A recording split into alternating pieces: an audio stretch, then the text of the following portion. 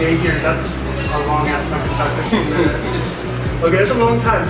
So Colin belongs to a band by the name of Terminal A. Terminal A. So why not Terminal B? Well, Terminal could have been Terminal B. The name comes from, we live in San Pedro, you see, and in San Pedro there are these bridges that go over to Long Beach, and they're all the harbor terminals.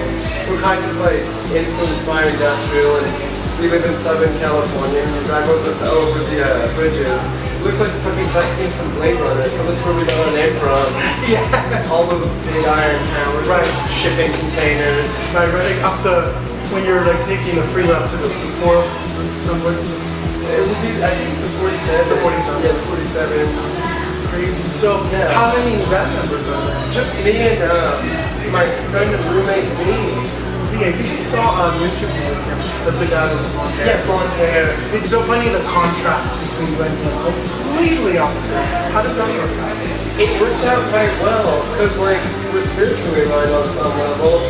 We both love that rock and roll. Ah, yeah. Yeah. How long have you been knowing each other? Okay, abstractly a while. It goes back. It's deep. It's deep. It's 15 minutes deep, man. Yeah, that's like, a lot of time. It's like, so he was dating my best friend from high school. One of my best friends from high school, this older dirty kind of chick, really cool, named Jenny Davis. And he would actually go see my old band, and then we kind of drifted ways. We bonded immediately. So we were all into the same kind of music. We were into like the Screamers and the Monks and all these crazy bands. And then I moved up to Long Beach because I was living in Orange County, and that situation ran its course. And then I moved up to Long Beach and spent like a weird couple of years just like alone and isolated. But then I remember he was in Pedro, so dialed him up and we started hanging out. And he was in a band that was kind of like crumbling, and I wasn't in a band, so we just started going for it. We had to. That's great. Yeah. So I noticed you and I have something in common. We both wear makeup. Oh yeah. When did you decide that, oh, your character, are you a character? Well, okay, so it's kind of like a yes and no, because Lee and I, one thing that we wanted to do is create a kind of performance scenario where all the, kind of like psychological anxieties that we experience via the due course of existence are kind of put on display. So it's like we're playing kind of like these absurd caricatures of ourselves. However, like part of the thing that figures into the absurd caricature of me is like the MC from Cabaret, man. Yeah. I love that invitation into like decadence, that invitation into like nightmarish and fun reality, because that's kind of the way life is, and that's the way it is cruising around Southern California, feeling alienated or feeling anxiety. Like the line between prison and paradise is that you're tapped into both all the time, kind of. Right, awesome. Yeah. I wanted to ask you, where is your very theatrical performance? So yeah. One of your live performances, to be honest, I was a little concerned because if I would have been there, I probably would have thought you were having a seizure. Yeah. But this is fucking amazing. Where did you get this style, or what impulses you to do this? The style is like, well, it comes from a couple different places. I mean, one of it is like, so gesture is a really powerful thing. You can communicate anything with the body. And toward the end of high school, I thought I was going to go to art school for painting, but then I started reading like more about performance art and the boundaries that people were pushing simply with their bodies. And in a lot of these attitudes, I found affinity with just kind of like my experience going to punk shows. And Lee and I talked about it too, his experience going to punk shows too, because what you have there is like this big, seething, massive bodies. The line between right and making love crossed so many times, and it's like the most kind of perfect thing. Plus, like, rock and roll ought to be fun and dangerous, so it's like, get out there and ruffle people's feathers. Those kids need it, man. Do. Yeah. So I was going through some of the notes Christine sent me, and it said that your band was an LA Eagles town bands to watch. How does that feel? It feels strange because it's like, so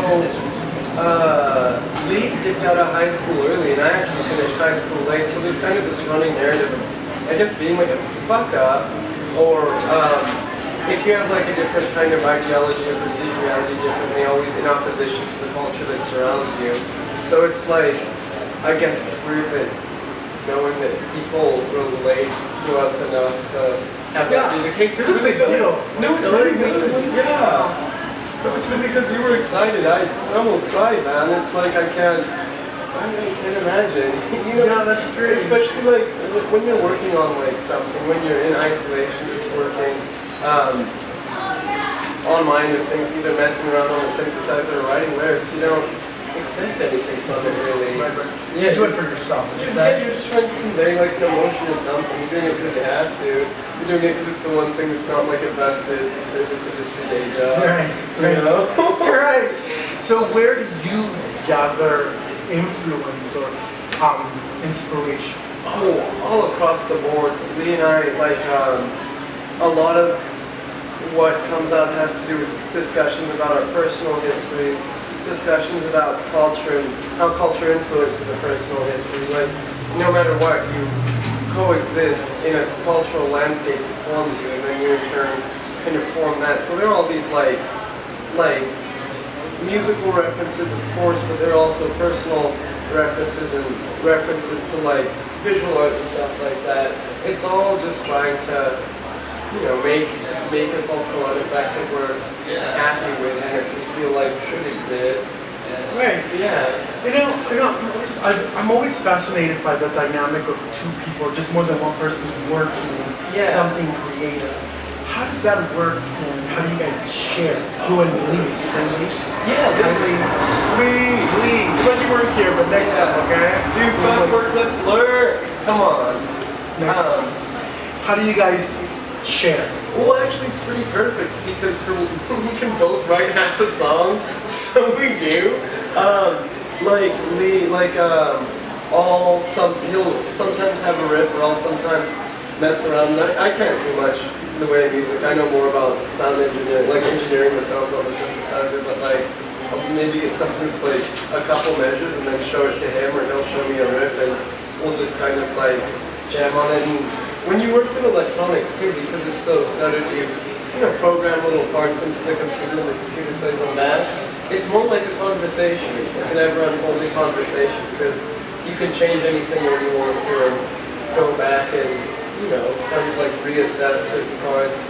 So it's just like having any old conversation with them. Yeah. That's awesome because I think it's difficult working with other people. So when you guys find that kind of marriage, because it is kind of a marriage. You have friends, but you guys have to find a medium. Because everybody has different perceptions. Yeah, no, and it is, but I feel like we both know how to communicate with each other well enough, and it's really a pleasure working with them. So it's like, it's not that hard. I mean, the only thing that's hard is when kind of like, daily life gets in the way and you're worried about rent, you can't focus He's working instead of being here. Yeah. I'm between jobs, cruising. Yeah, the struggle is very real. Yeah, the struggle is that is very true. Yeah, but that's the only thing that will bum us out, or like if romantic misadventures, you get all heartbroken. Other than that though, we're good. It's fun, yeah. No, that's awesome. I have a question for you. So do you guys have any plans for your music in the near future? Where is that going? Okay, so basically we are working on writing for a couple more EPs and then eventually an album.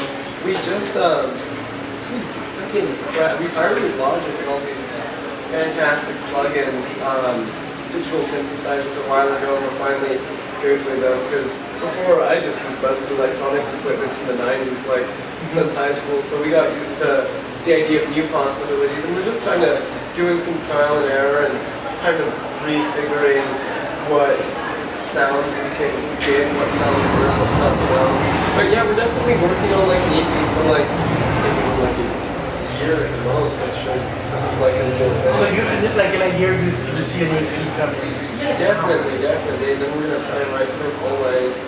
Yeah. No, that's awesome. So where can our viewers, where can I find you? Where can everybody find you on television? Where can they find you? Terminal. Hey! Well, we're always cruising around Los Angeles playing live, and then Records ad nauseum on what? Hollywood Highway? Excuse me, Christine.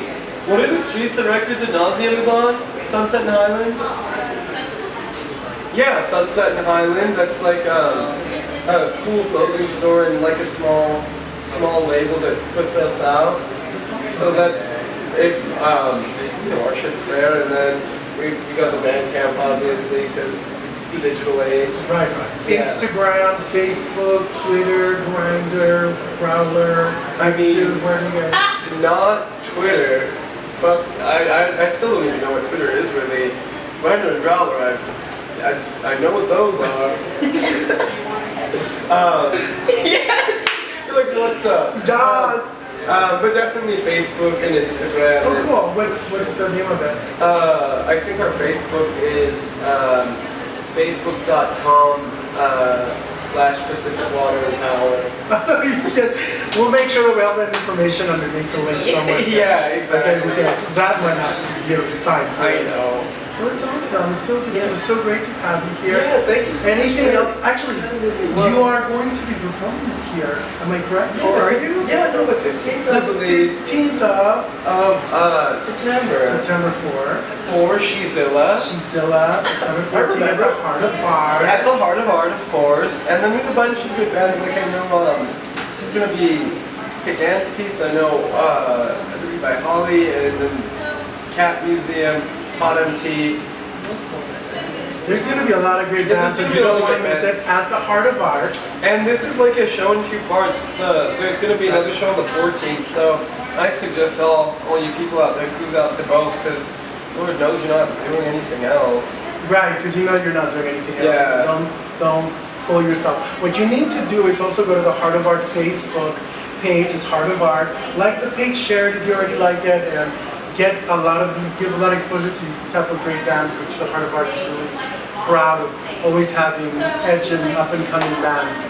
And giving you exposure, shit, like it's expensive getting your name out there, bitch. So remember, you're killing your father, Larry. You're killing your fucking father, Larry. Come